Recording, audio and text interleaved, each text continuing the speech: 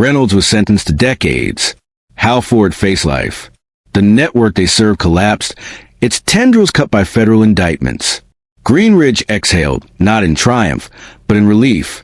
For the first time in years, the courthouse plaza filled not with protests, but with music, dancing, and candles. Children played on the steps where Aaliyah had once stood under threat of death.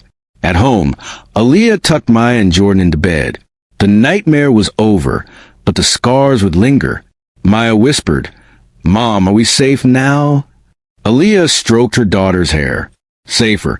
But safety isn't something given. It's something we build together.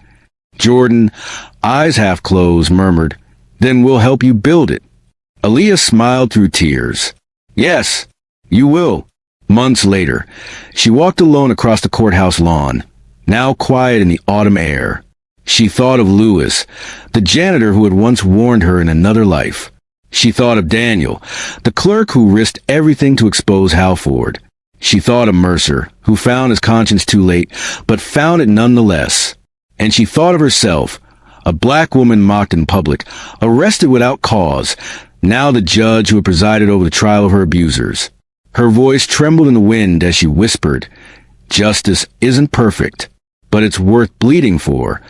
The story of Greenridge wasn't just about one judge or two officers. It was about a system that thought it could operate in darkness until someone shined a light. The arrests and convictions didn't erase the trauma. They didn't restore the years lost to corruption, but they proved something vital.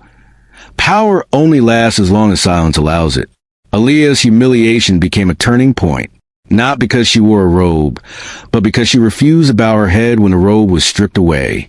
And so, dear viewer, we leave you with this. What would you do if humiliation and power tried to silence you?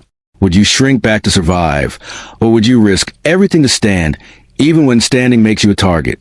Because corruption doesn't end with handcuffs. It ends when ordinary people choose courage over fear, light over shadows, and truth over silence.